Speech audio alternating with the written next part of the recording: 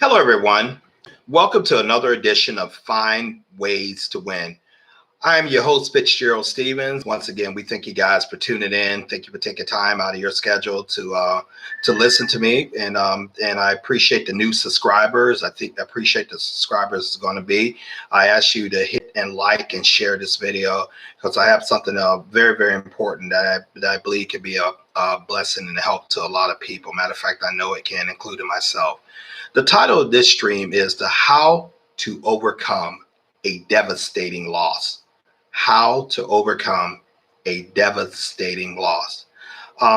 Many of us have had losses that have absolutely crippled us mentally, sometimes even physically, that made us question everything from who we are to our faith in God, to our faith in humanity, and just to even make us forget about our purpose, and just some of this has hit us out of the blue. Some of it we saw it coming, but nevertheless, a loss is a loss.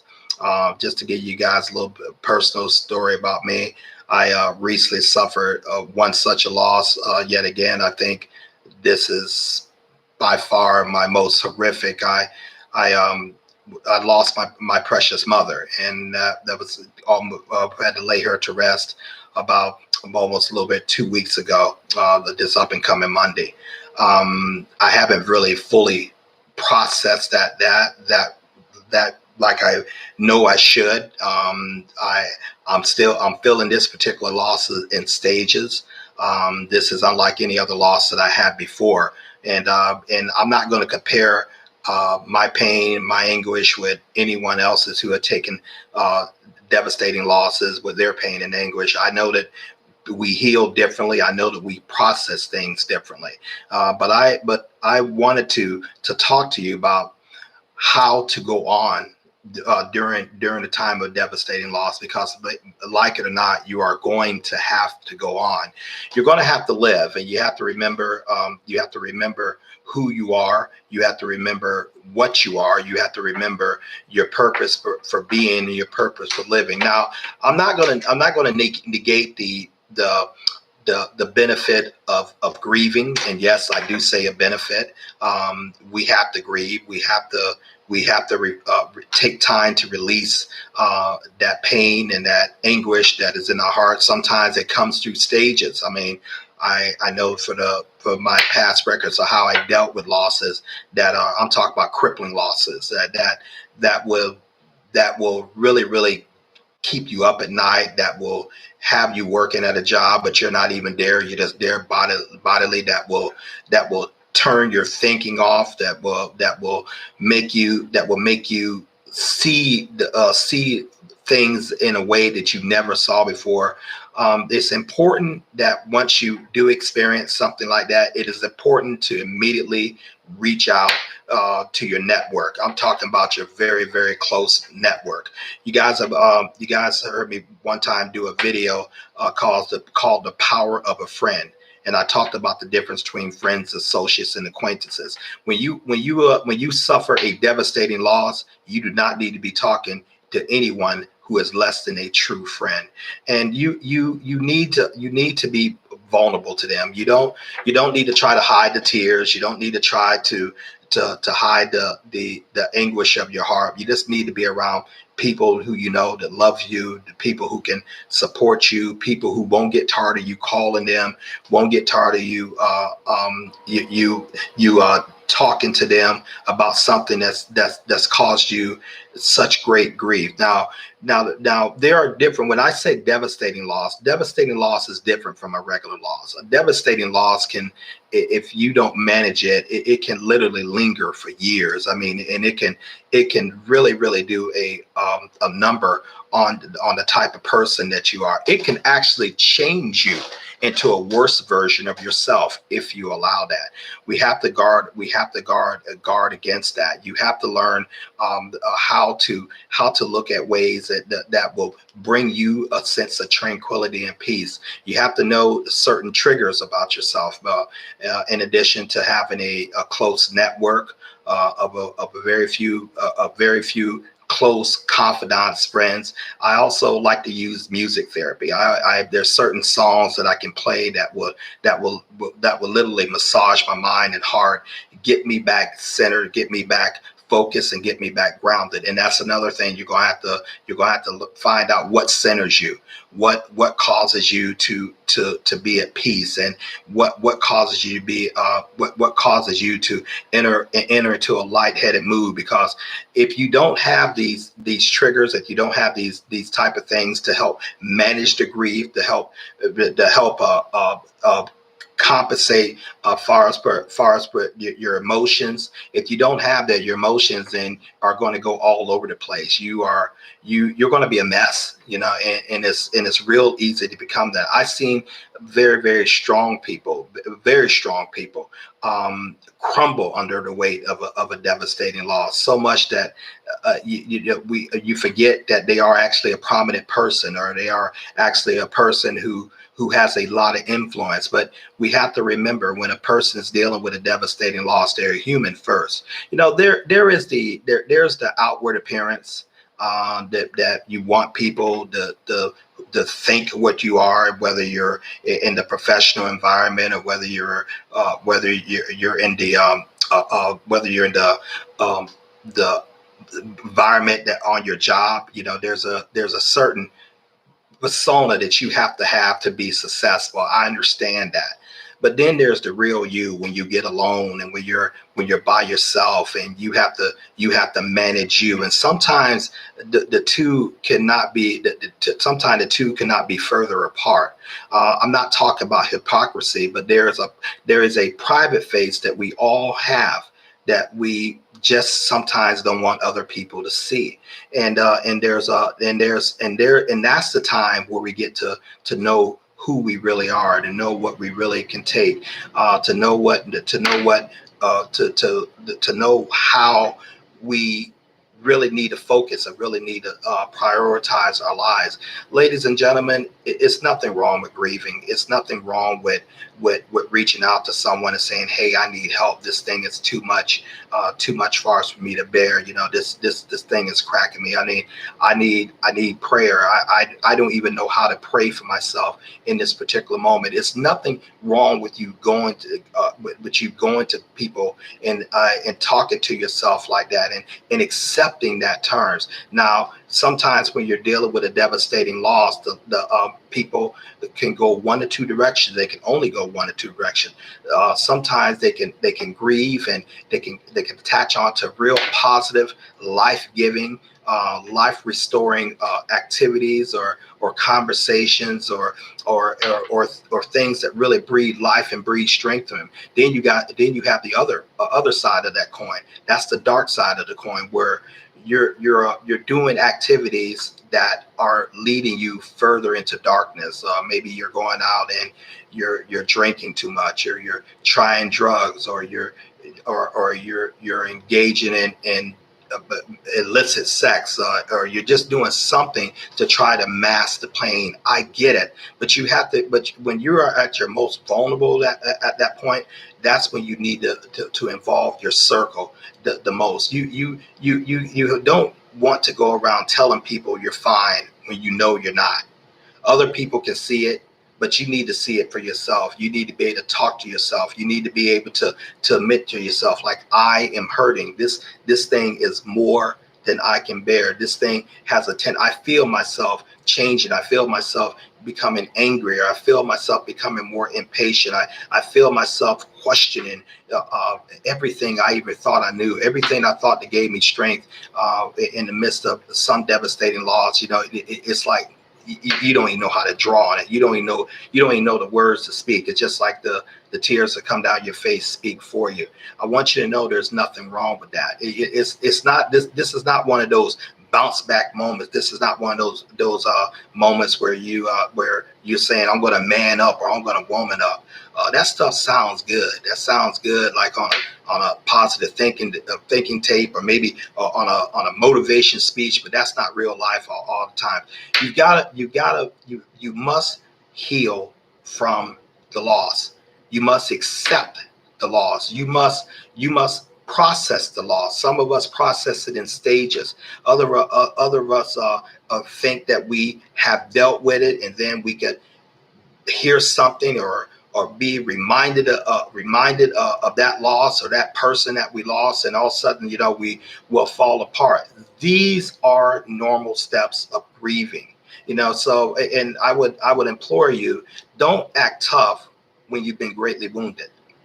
You need to get around healing. You need to be around people who know how to heal you. You need to be around people who are skillful at doing it. Now, I'm not necessarily talking about therapists, although there is a place from it. But when I say people who are skilled at healing, people who know and love and celebrate you, people who know your personality, people who know your bent, people who know how to get you back on track. We all need individuals like this in our lives, and we have to rely on that network, the network more than any time we ever before.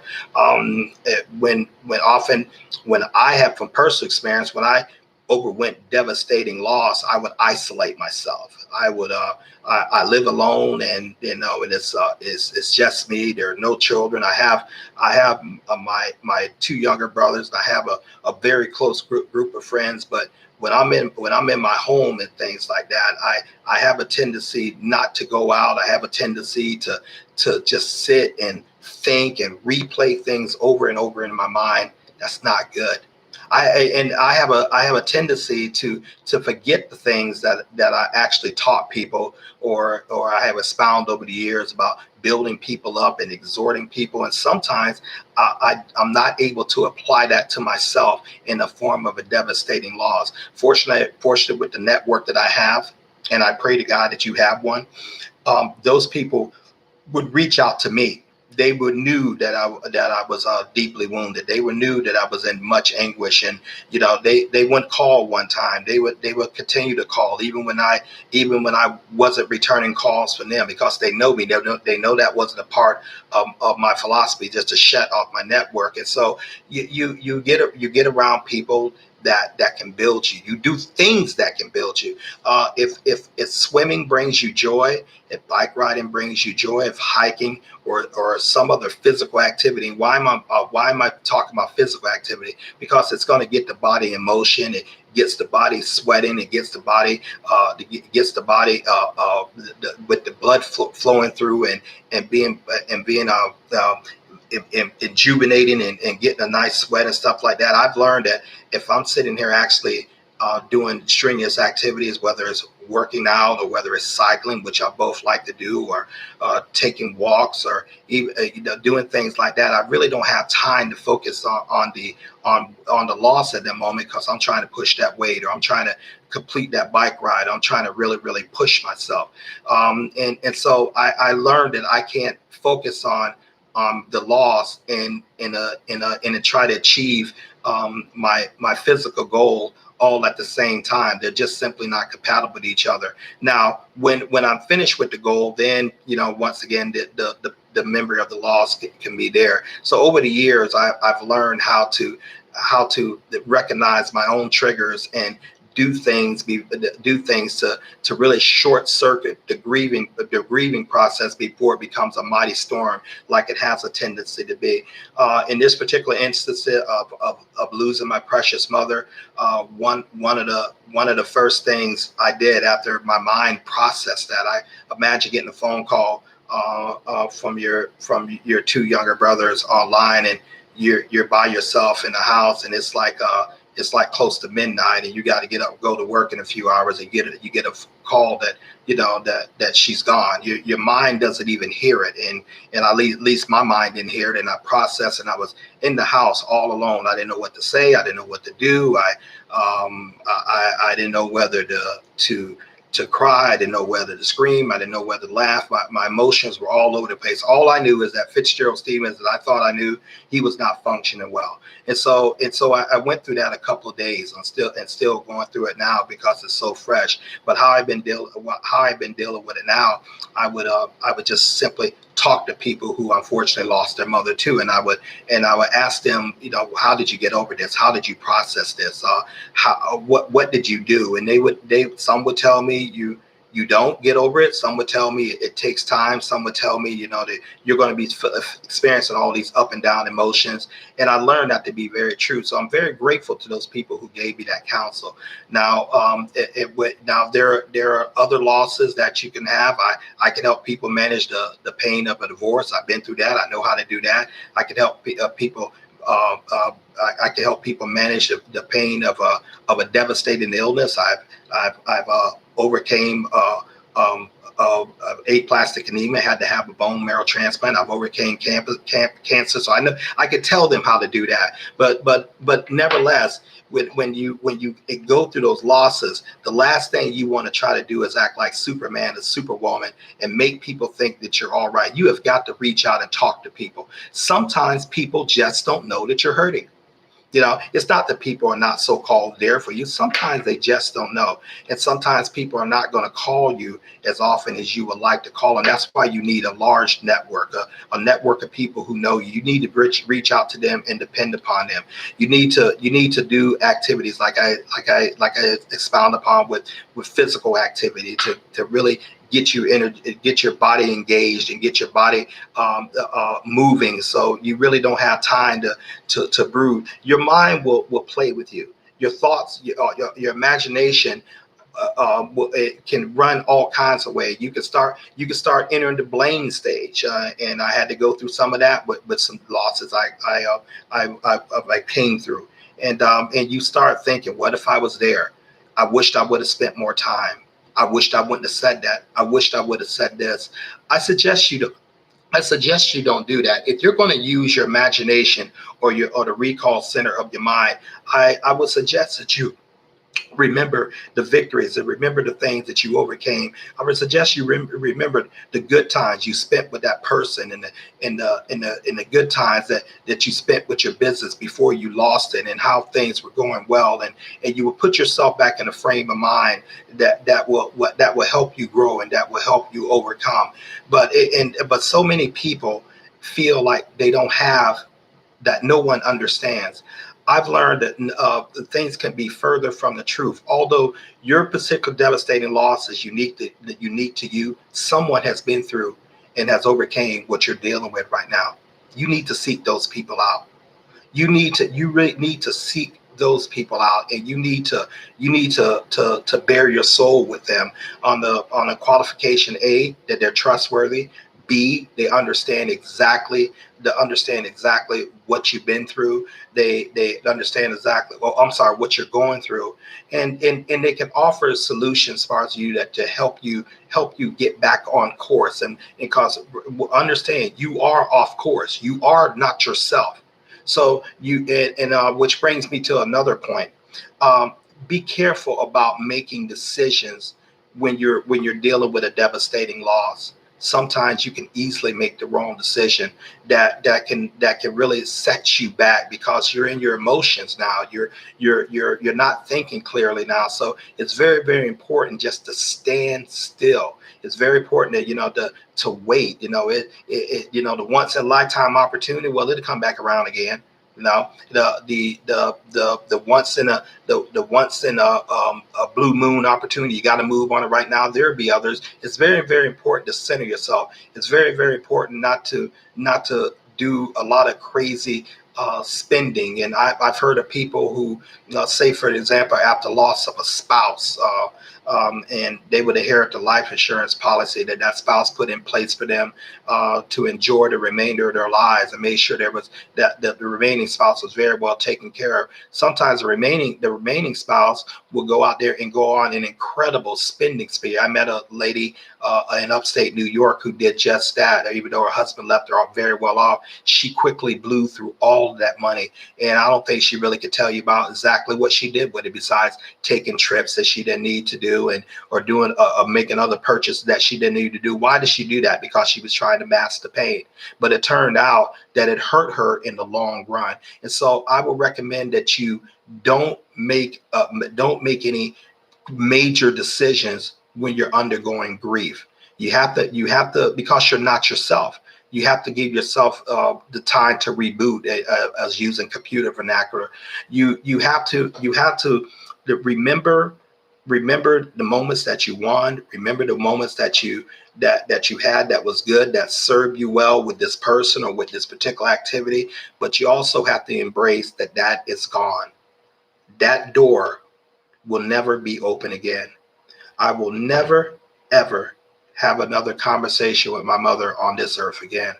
That's gone. That's hard to accept, man. I haven't even brought myself to accept to erase her phone, her number out of my phone yet. I probably never will. But talking to her and laughing with her and calling her out the blue when I'm coming home from work or at night or just to check on her stuff, that will never be again. Never will I go. Never will I have the pleasure of seeing her face when I'm going back home to Alabama. I know that she's not going to be there anymore. Okay, now does that make me sad? Yes, but that stop me from living? No, because my mother had a philosophy that, that she would tell me, as well as my two younger brothers, if you don't see me cry, don't you cry. She was all about her boys living a very good life, being very productive, being happy. She actually prepared me for things you can't, things when you do have losses. So I've had that experience with her by watching her lives and listening to her conversation for 56 years. So I had to apply those lessons that she taught me. I had to apply, though. You have to apply lessons that you have been taught on how to deal with tough times. You deal with tough times. You don't let tough times deal with you. You dare not go out there thinking you're stronger than you are. You dare not thinking you got everything all together when you know you don't. You dare not thinking that you can handle this, that you can man up, that you can woman up, whatever the heck that's supposed to mean. That maybe that's pretty good on the sports field, but sometimes when you can have such horrific losses, it could take you a moment, and it could take you a while to come back online. I'm going to even say sometimes it could take you several years before you fully get to the point where you are at peace with it, that you accept it, and that you know that the best thing for you to do is close that door and move on. And so that is the final component of it, moving on. You must go on. You must go on. Maybe that wife is not with you, anymore. Maybe through a divorce, which is a type of death, or maybe through a business collapse, or a home loss, which is devastating within itself. Or even, God forbid, the loss of a child. But once you finish the grieving, you have to go on. Now, you also want to get yourself in a state of mind that you have. How long do you grieve? Well, as long as it takes. But I've learned that prolonged grief about a loss can actually be very, very detrimental to you and detrimental to me. So you got to catch yourself when grief is taking literally the essence and the love of life out of you. And if it's doing that, it's gone too far. If when you start getting in that stage, it has gone too far. You must reverse that. So I'm sympathetic, far as with losses that people undergo. I find myself talking to people with a lot of various losses. I don't always talk about people about finding ways to win, necessarily always going into victory. Sometimes you're going to be dealt defeats. You are going to get dealt defeats. Get used to that. That's the other side of the coin. Now, when I say get used to it, do I say that you should get comfortable with defeat? No, I'm talking about get used to the defeat sometimes coming into your life, and get used to the fact that you're going to have to deal with that and disappointment. That's what I mean. Never get used to defeat, as far as accepting defeat. But you have to be real confident that you're moving on. And sometimes you move on in a run, in a sprint, and sometimes you move on in a slow walk, and sometimes you move on in a snail-like crawl. But you never just stay there. You have to keep moving forward. Now, for those of you who have experienced losses, and I believe I'm talking to many people, whether part of the world you're hearing my voice, I want you to know that loss doesn't define you. I want you to know that you can go on after a devastating loss. You must go on. You know, don't park there. Don't keep replaying it over and over in your mind. Don't blame yourself. Don't do any of those things. Even if you somehow feels this is really your fault, you got to move forward. You got to keep going forward. You must keep advancing. And so find your happy triggers. Find the things that you can celebrate. Find the things that make you feel good in life, provided they are good for you. I'm not going to ask you. I'm not the guy that's going to sit up there and say go get a joint, or go get some alcohol, or get all crazy drunk. I don't believe in that. Or go out to a party, or go out and get you 15 guys or 15 girls in one night. I don't believe in that foolishness. It's destructive behavior. I'm talking about find something that will help you become a better person, but help you become a better you. Things that would add life to you, because right now life has been seeping out of you. So you've got to recharge that. For anyone who knows, who has a cell phone or a device that's battery operated, you can only run that device so long before you have to replug it into the charging center, because if you don't, eventually it's going to crash. You taking a devastating loss. It's taking energy out of you. You have got to find your recharging station or stations, and you have to get time for yourself to enjoy yourself and build yourself back up. Then you go on. I can't overemphasize how very, very important it is to never make major decisions where you're in a point of grief or a devastating loss, because often those decisions will be wrong for you. They will not serve you. You need to get somewhere quiet. You need to get around people who are going to get you back on and get you back in pace to be the person you need to be. The final thing, when you suffer a devastating loss of an individual, of a person, and I let off talking about the loss of my precious mother, so I'll stick with the person. Never forget them. Remember their smile. Remember the good things they told you. Even remember some of the painful things they told you, as far as that led to great lessons.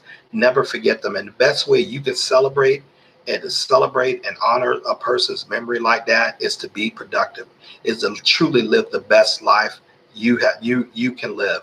If it's a business you lost, let it go. Just go ahead and build another one. If you went through a divorce, okay, let it go. The grieving process is over. You should not still be grieving over certain things 5, 6, 10 years down the road. That's just simply not good.